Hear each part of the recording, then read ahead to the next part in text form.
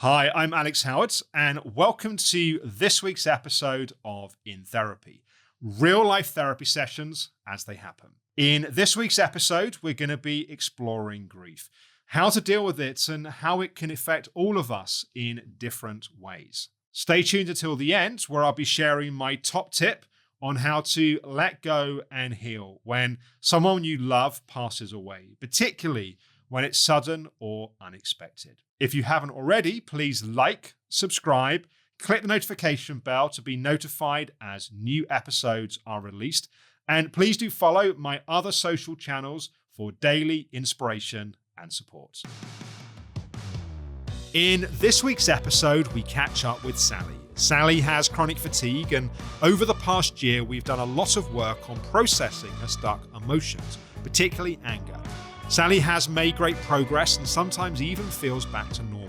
After losing her mum, Sally's recovery has been bumpy, and her unsettled relationship with her stepdad continues to be a struggle.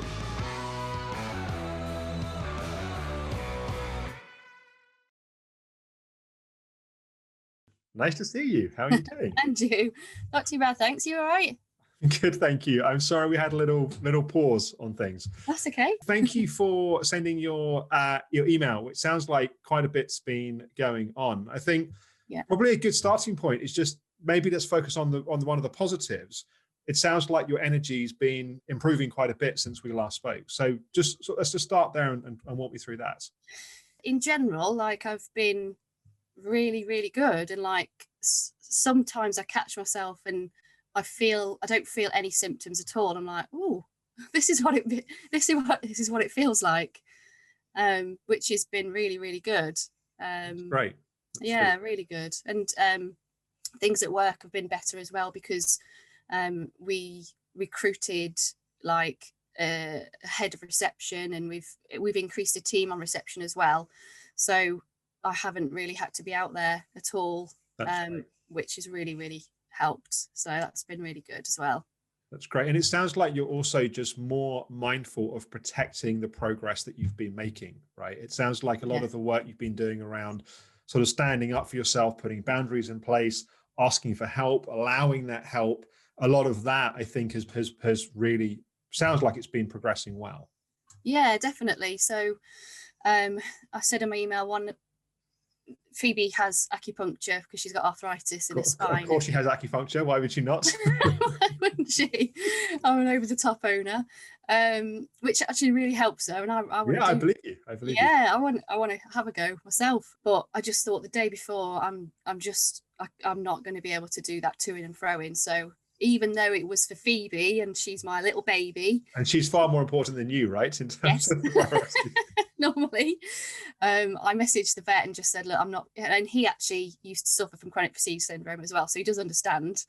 I said, look, I'm just not going to be able to do tomorrow, can we rearrange? And I would never have done that before. I would have just pushed through and taken her because, like you say, it's she's more important than me.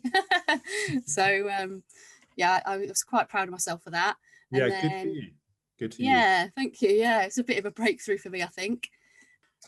I also wanted to touch base on you shared in your email about your stepdad and discovering that he got married via Facebook. I just because obviously we spent some time exploring that sort of area quite a bit. I'd just be curious to know a bit more about what happened and just sort of how you're doing with that, because it's pretty hurtful. Yeah, it was really hurtful. I was really angry. Basically, he'd posted on Facebook a little video of him opening, I think it was his wife actually, opening the wedding invitation and showing when it was getting married. And I think it was like the weekend of Valentine's Day. So I think it was like Friday the 12th of Feb. And it was maybe a week before. And I was like, oh, I obviously paused the video and zoomed in and saw that he was getting married on that day. And that was how I found out. And I looked, and I think I only saw the post because his biological son had commented on it saying, oh, that's nice of you to tell me. Wow. They've been left in the same situation. Yeah. Considering this woman is going to be his stepmom, you'd think that he'd at least tell him. But no, so they were toing and froing, and I'd said, didn't you think that just a quick message, hey guys, even a group message, hi guys, we're getting married on this day, just thought I'd let you know before we share it on Facebook. But no. And his reply to those comments between me and my step brother was, well, you found out, didn't you? How have you been left feeling with it? Disappointed, and a bit sad about it, really, because my mum and him were together for, I don't know how many years, 18 years, something like that. Yeah. So obviously he's been part of my life for a long time, and he's just sort of like brushed me under the carpet, really. He does, when I put posts up, he likes them every now and then, but that's all the interaction we have now.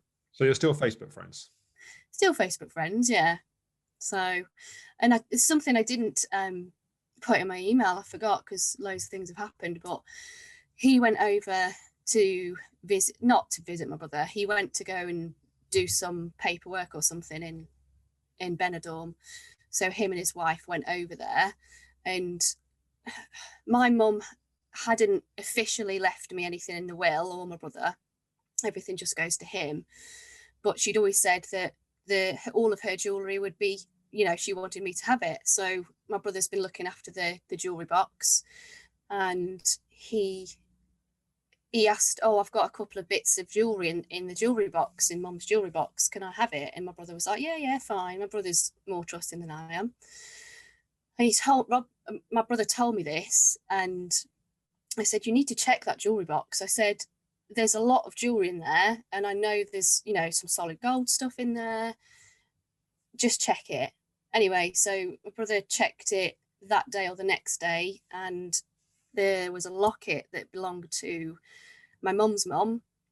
And my nan used to have a picture of my mum's sister who died when she was in a car crash at 17 in that. And then when my nan died, my mum put a photo of her in that, and he's taken that. That's gone. So I was absolutely fuming. I messaged my stepfather's sister, and I said, look, this has happened. All that is meant to be mine. I don't want you to contact him, but what do you think as his sister? Do I do? Yeah, how do I? Yeah, what do I do? And she said, oh, Sally, I'm so sorry that he's acting like this. I just don't know what's going through his head. Leave it with me. And then at that point, I thought my mum had left everything, all the jewellery, to me in a will, but there's absolutely nothing. There's nothing that mentions any of that. It's just everything goes to him. So I messaged her quickly back, and I said, look, please don't say anything, because he's so spiteful that if you say, where's this locket, he would just go back to the house and take everything else, because technically it's all his. So I was how do you feel talking about it now? Really upset about it, because I don't have anything of my mum's. I didn't go to a funeral, and he's taken that. And of course, because my brother said, do you remember the locket? And I said, of course I do. Like, I remember my nan showing it to us. When you describe it, it's clearly something that's been precious to you. Yeah, it is. And like, I said this to my brother, and he's like, I don't feel that way. But I said, I'm angry at my mum for not leaving us anything. Just to pause the episode for a moment, I just wanted to say something about love and about grief. Love and grief they're big and they're complicated emotions. And we can love someone. We can full-heartedly love someone. And we can also be really pissed off about something they did or didn't do. There is space in love and grief to hate someone for an afternoon as we're processing those emotions, to feel bitterly disappointed in someone's behavior, even though that we know they loved us and they would be disappointed in themselves ultimately. I think it's a really important thing for all of us to remember when it comes to allowing our hearts to feel that we can't do that selectively. You can't shut down your anger, but feel your love and feel your grief. All of our hearts and all of our emotions have to be welcome. Okay, back to the episode. I mean, what you're describing is something that I think is deeply upsetting, and it's about so much more than a locket or the jewelry. It's about the bigger relationship with your stepdad and the loss of your mum and the sense of connection to your mum. Have you been able to let yourself be with the feelings and emotions that come up? You were describing in your email to me about sort of being at the hairdressers and being able to just let yourself cry. Talk to me a bit about that piece. Yeah, I was at the hairdressers, and Prince Philip's funeral was on, and after the minute's silence, and I was watching it on my phone, then at the minute's silence after that, the radio played Fix You by Coldplay, which is mine and my husband's first dance song at our wedding, and just all the emotions of the Queen losing someone she'd been with for like all of her life pretty much, and not being able to go to my mum's funeral. I think that had an impact on me, and her being sat alone at her husband's funeral and not being with her family, being able to sit with her family. Yeah, the pictures of her, I was just like, on the day that he died, I was just so upset, like, because I do know how she must be feeling to lose somebody so important to her. So yeah, then this song came on and I was just crying. I was like, I didn't say I was sorry. I just said, this is my husband and I, this is our song at our wedding. And the hairdresser was like, are you okay? I was like, yeah, I'm fine. It's just really sad. We've come a long way from the days of the shower cries and the car cries, right? We've now got hairdresser cries. Yes. But I think it's great. And I think I love the fact you didn't apologize. I love the fact that you just let yourself be honest and be real about how you were feeling in that moment. Yeah.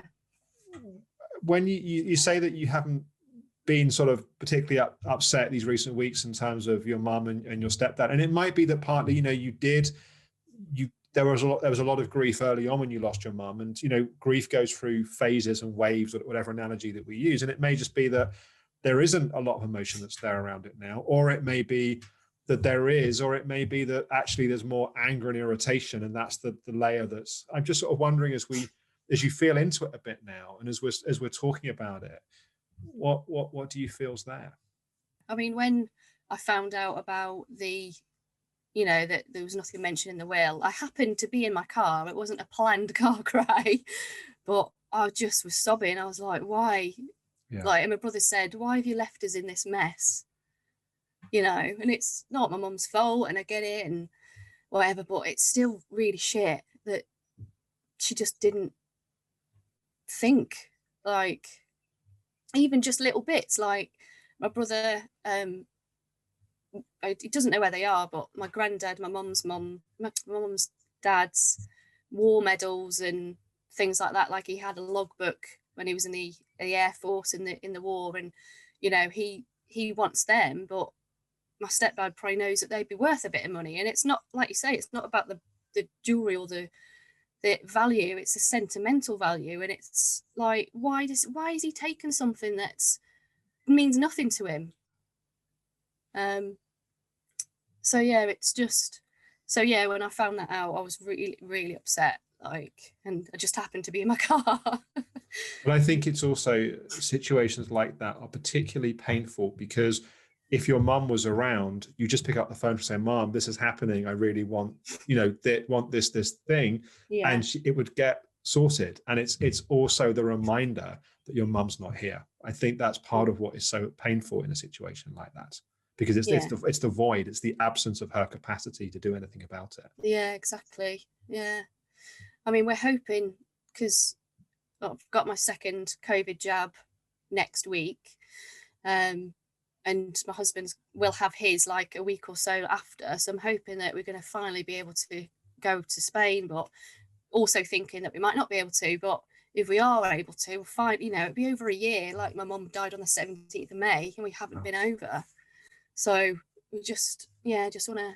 I think whether it can happen sooner or a little bit later, I think that trip's really important. Yeah. There's something about just being in the space where you have those more recent memories of her, and just being, making the journey in of itself is its own way of connecting to her and the love that you have in your heart for her. Yeah, it'd be weird that she won't be just in the kitchen, and I haven't had those experiences yet. Like, my brother's lived in the house that he lived in with her, and he's both got different experiences of losing her. But yeah, it'd be weird, really weird to be there and she's just not there. So, but that's, I think, an important part of your processing and your digesting the experience. Yeah, I think so. Like, I didn't see her from 6 months to the next when she was alive, because I was working. And but you spoke to her a lot. Yeah, I did. But a physical presence, like, I've been used to not having that. So I do, yeah, I agree. I think it will be a big thing when I go over there and she's not there. So hopefully we'll get to go there soon. Yeah. Yeah, well, I think we're going to find out today, aren't we? Yeah, hopefully. Yeah, I've been looking, but I haven't heard yet, have we? Yeah. What do you need from you in these coming weeks? I mean, I think you've made really. I'm so happy to hear the progress. That I know there's still some challenges and struggles that are there, but I think a lot of the pieces that you've been working on have been moving forwards really nicely, which is lovely to hear. But I'm wondering what you feel you need from you in these coming few weeks. I haven't phoned in sick when I felt really shit for well over a year, like maybe not quite 18 months, but a long time. And I have been not well and I've gone to work. So I think that would be a breakthrough for me. So is my challenge to you to call in sick between now and next time. I promise you'll feel great every day. You'll be like, oh, I'm going to fail my homework. But there's something about, if you're feeling crap, the healthy thing to do is to take care of yourself, particularly when you've been overcoming a chronic illness of which the primary symptom is fatigue. Yeah. So that's still the achiever and the helper in me. If I phone in sick, everyone's going to think badly of me. I'll feel guilty, and I'm still prioritizing work in that respect, even though I've reduced my hours.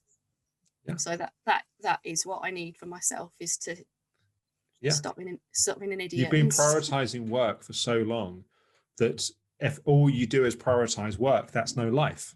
So ultimately you have to prioritize your own body and your own healing. Yeah.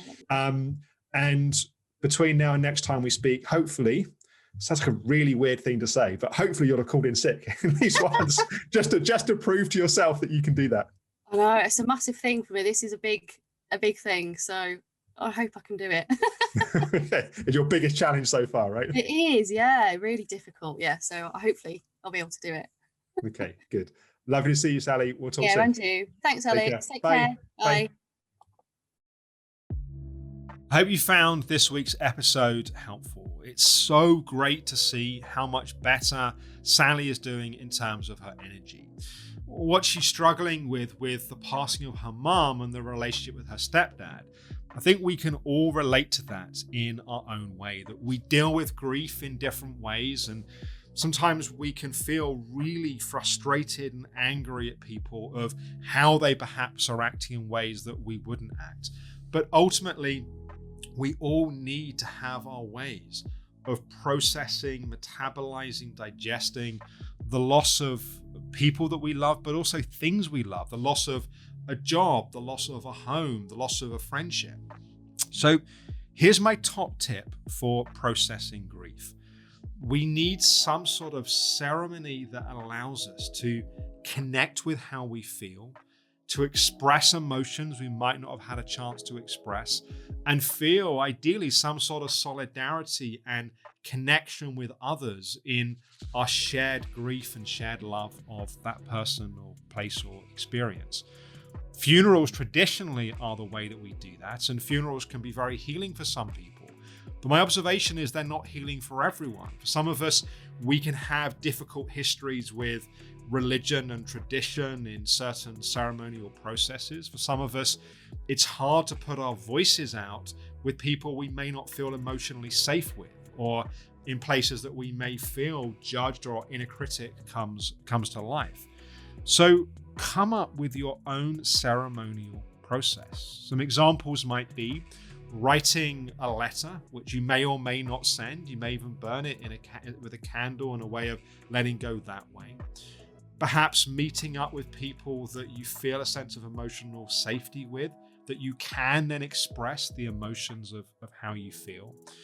Perhaps going to places or locations that you've had strong memories with that person. A great example is Sally going to visit with where her mum lived in Spain.